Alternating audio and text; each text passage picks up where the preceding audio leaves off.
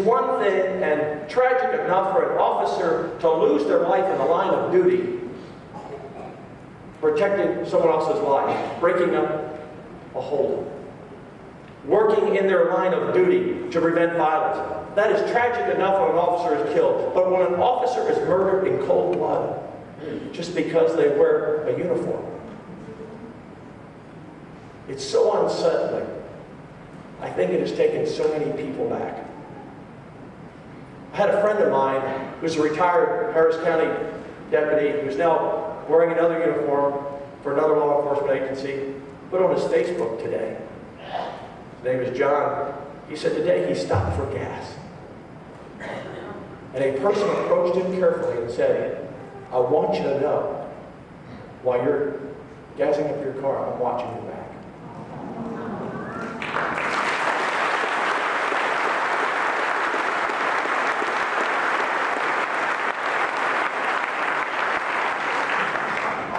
I think we all have a new job at the gas station. When we see a patrol car pull up, let's watch their back. All of us have a lot of stress in our life,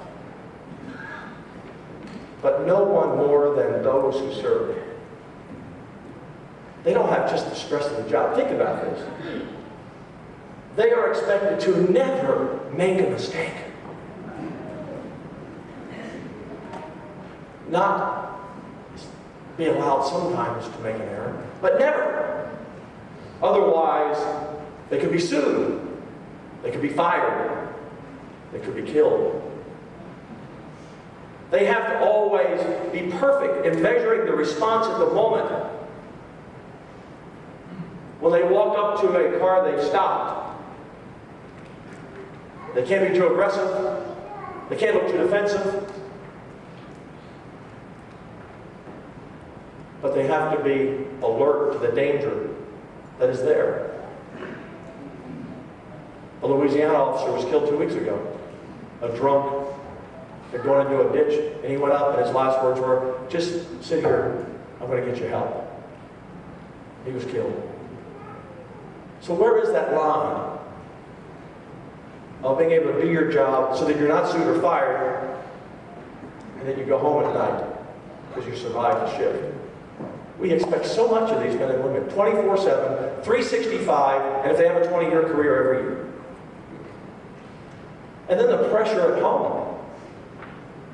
You don't think their husbands and wives would worry?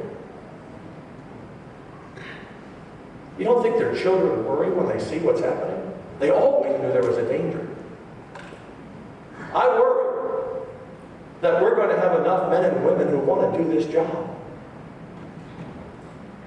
There's just a story in Austin today, the Austin Police Department. Their cadet classes are 40% lower. A lot of people are saying, do I want to do this job? Really? Put my family's future on the line? Because if I'm not there, who's going to look out for them? They're not getting rich. Many work second jobs just so they can send their kids to school. So why do they do it? Why are they this thin blue line? And thank you for this pin. I'll wear it always as a reminder. Always. Because you see, it is a thin blue line between a civil society and a lawless community of anarchy. It's a handful, a thimbleful. In fact, you might be shocked how few officers work a shift and how many miles they cover. Whether they're a DPS trooper, or a constable, or a county sheriff, deputy, police officer in Conroe or Houston. There aren't a lot of them out there. So they have to know we are with them all the time. All of the time. We expect a lot from them, and they expect a lot from themselves. What do we do if they all just one night say, that's it? You know, I'm not doing this anymore. Thank God that they made a commitment to our community, to our state and our country. Would you be willing to do it? Would you be willing to take on a job that has a job description that literally says when you leave work in the morning or on the evening shift, That if you must give your life for a stranger you don't know, but a citizen who's in harm's way, you will die for them? No other job has that description. Just theirs. Would you take a job where at 2 o'clock in the morning when it's dark and your closest backup is 20 minutes away? And there's a very dodgy, sketchy-looking vehicle that you have to pull over with multiple people in it? And you have to walk up to them and decide, is that someone who's going to be polite? Or someone who's going to pull a weapon? The police officers today, the men and women, are more special than any time in our nation. They have to be on the lookout for drug cartel members, for the thousands of gang members in this country here illegally. They have to be on the lookout for potential terrorists. And you're every night, Friday night drunk, who might kill someone driving the wrong way. These are special people. And we need to hold them in the highest esteem. Not just tonight, not when an officer is killed, but always. Matthew 20:26 says, for those who will lead, they must first serve. For those who will lead, they must first serve. And every one of you are leaders. When you're on your shift by yourself, you're in charge of our safety. That's leading. And you do it by serving. We do appreciate it. But we don't say it enough. So hang in there. Pray that the Lord keeps you safe on every shift and gets you home. Pray that you always make the right decision.